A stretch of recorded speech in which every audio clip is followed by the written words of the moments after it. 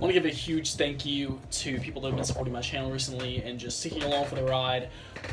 You're always seeing the beginning of the Florida Keys. There will be 3 different videos going up, maybe 4, exploring the Florida Keys before heading back home.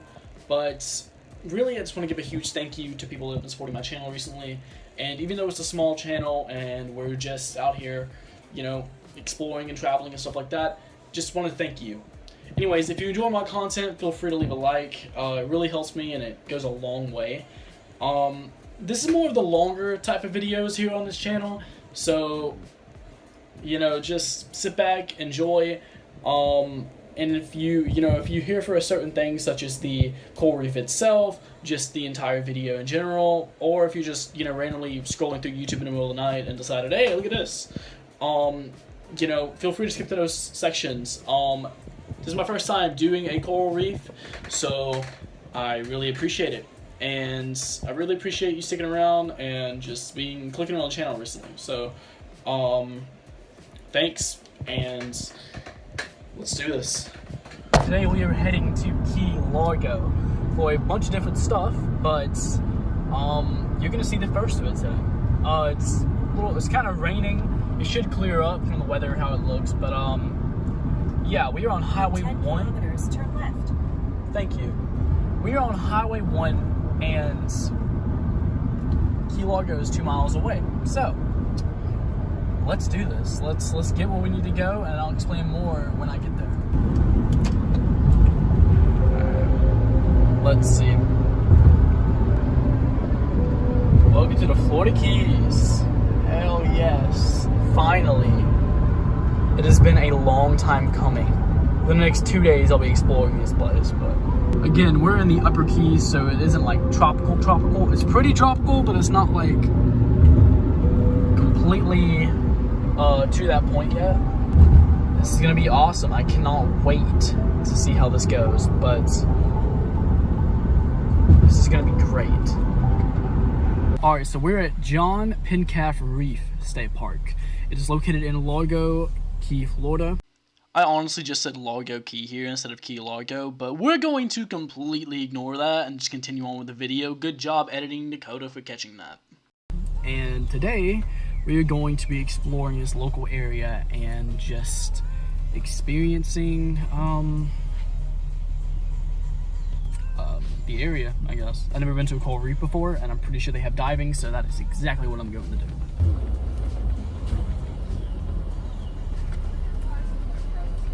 Hi. Hi. Just one. Okay, cool. It'll be $4.50. There you go. Thank you. Hey, you have a great day. Awesome, thank you. Okay, so we gotta find the snorkeling area. That's the hardest part. So there should be a beach around here somewhere that has the snorkel, the area where I can snorkel into the reefs. So I don't know exactly where or how to do that. I assume there's a set of rules so you don't destroy the reef. Obviously you don't touch, but like, I don't know where I'm going. So yeah, do not enter. I assume that is the snorkeling area right there. Okay, so visitor center, glass bottom boat tours, snorkeling tours, canoe and canopy. I'm gonna find a place to park, which is not hard because this place is not that popular.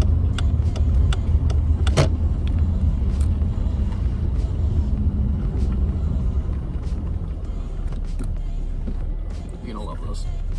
Alright, let me get changed to start using my GoPro, and then I will talk to you when I am ready to start.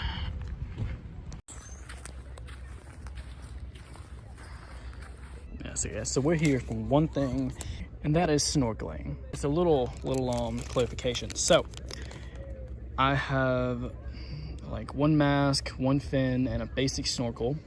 First time ever snorkeling, so yeah, kind of skittish, not gonna lie. But it cost me about $60, and it starts in about an hour.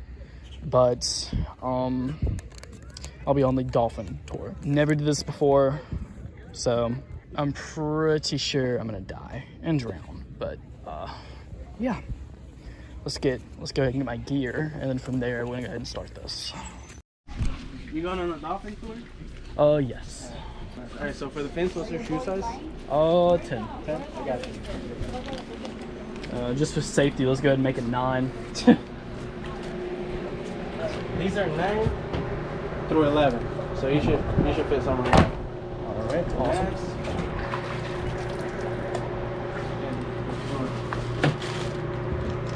Awesome. All right.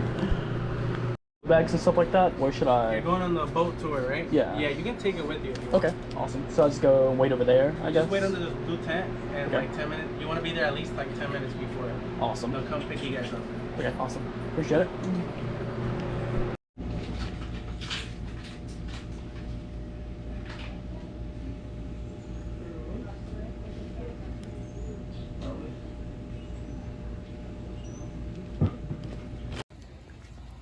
Where'd it go?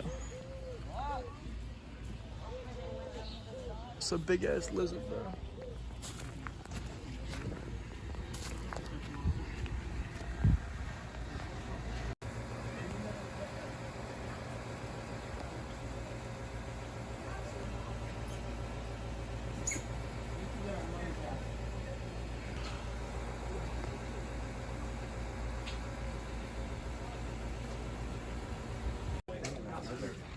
Oh, he's just munching on it.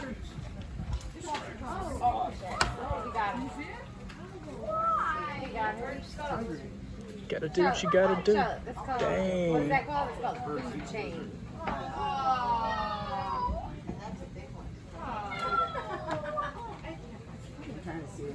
I really want to see if it succeeds. Me too. I'm so sad.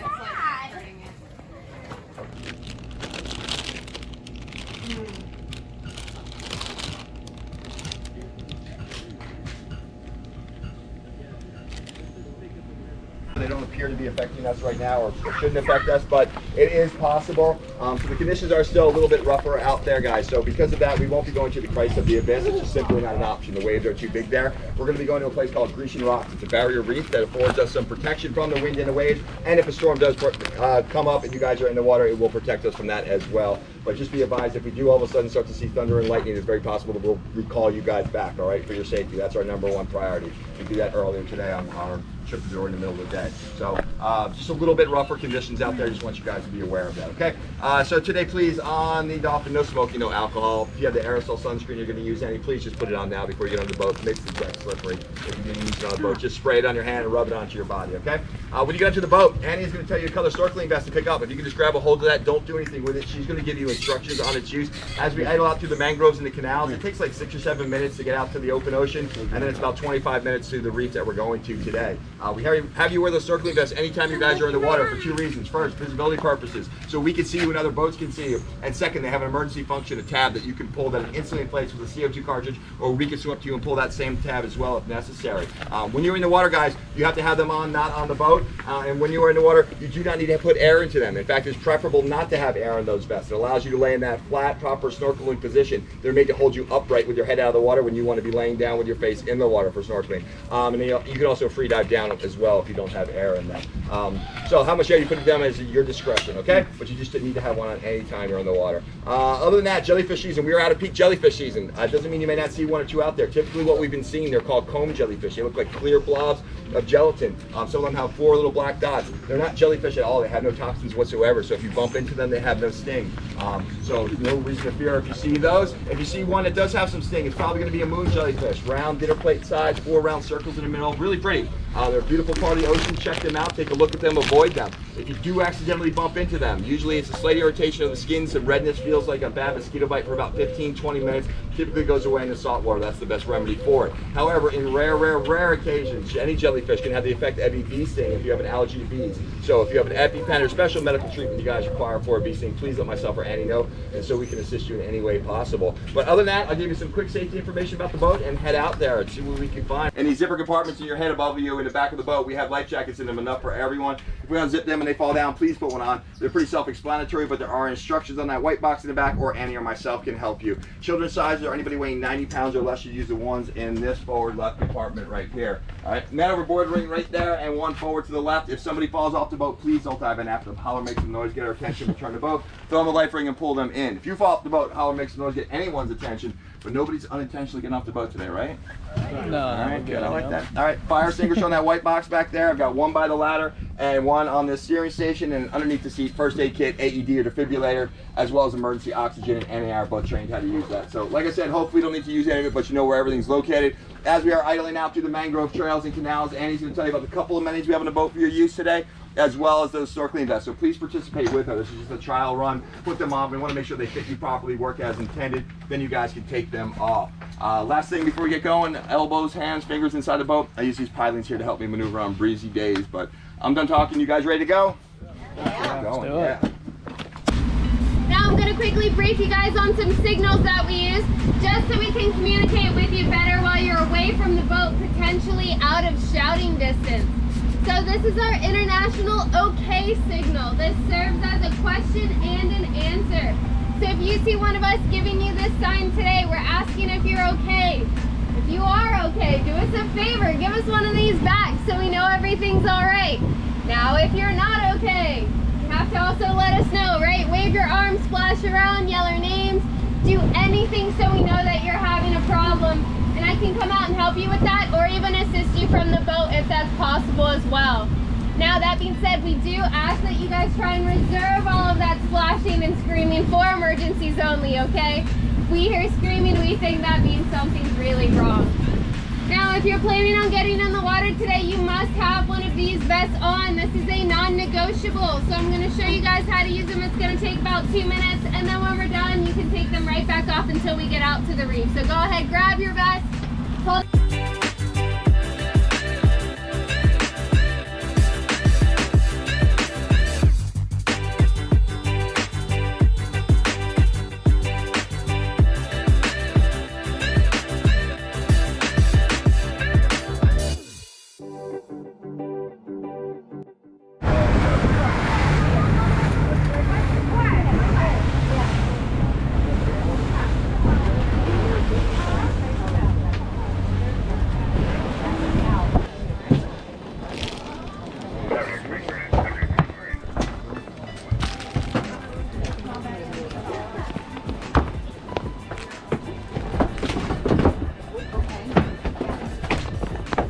Alright guys, welcome to our snorkel spot today. We're in a place called Grecian Rocks. Grecian Rocks gets its name because that white water that's breaking there, underneath that is the coral reef. That's a barrier reef, and at low tide, some of the coral heads or rocks come out of the water. They actually expose themselves. You can start to see that. Some of them are popping up there. By the time they're done with the hour in the water out here, you're going to see a ton of them popping up. You won't see them directly in front of the boat because you're on the southern end of the reef, which is the deep end. And what's good about that, if you're at the deep end of the reef, those coral heads don't come out of the water, so they're not being beaten down by the wind and the waves. It's perfectly natural for the coral heads to grow about this tall. They get knocked down by the wind and the waves. But here, it's deeper. It gets bigger. Bigger coral equals more little fish equals bigger fish after that. This is one of the best places in the Florida Keys to see the eagle rays, the white-spotted eagle rays, the Mr. Ray and Finding Nemo. So I've seen them like one at a time, and I've seen them up to 18 swimming by. They just cruise around the reef here, and they feed on the creatures on it. So all that blue water that you see is the sand bottom, and that acts like roads or highways for the bigger things, for your eagle rays, for your sharks, barracudas, schools, and jacks. They swim along these roads and highways, and they feed on the creatures on top of the reef like it's a buffet. So what you're going to do is you're going to get off the boat, and you're going to swim directly forward. And if you're in the best, like I said, the best section of the reef between my arms, you're going to swim directly forward, and you're going to encounter the reef. Where the reef and the sand meet up, it creates ledges, nooks, and crannies. And beneath those ledges and nooks and crannies, laying in the sand, you can find things like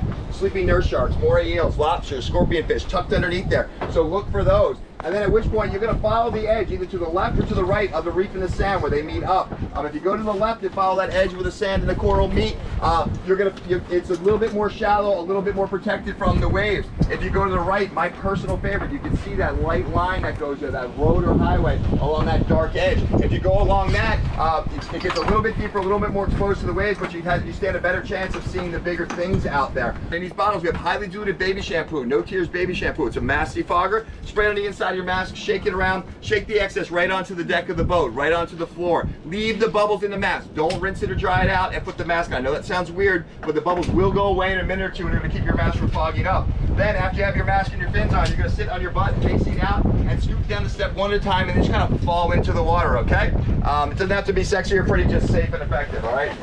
No judgment unless it's particular. I'll grab a lap. Okay, you want to dump it out like there's more there? Just dump it out. You know, right? It's fine. Yeah, it's there. Not there all the time.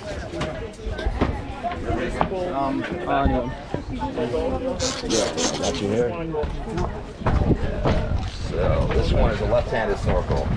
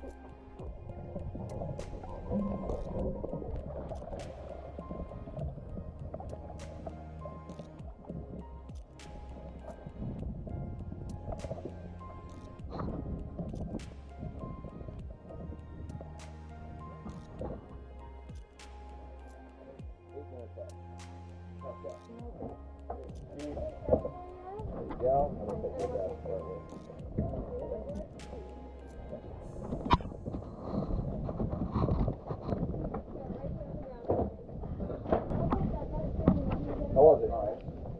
Awesome? How'd you feel out there? Feel good? Yeah, we still got teepee in them, it's alright.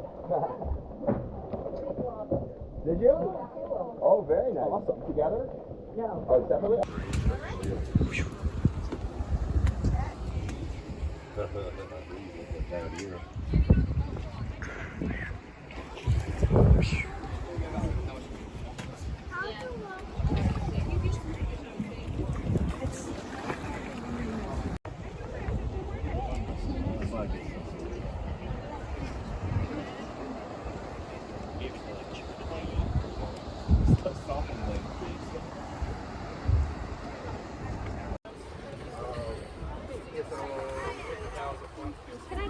Hey, what's up, it's Cody. If you really enjoyed the video, feel free to leave a like or a comment.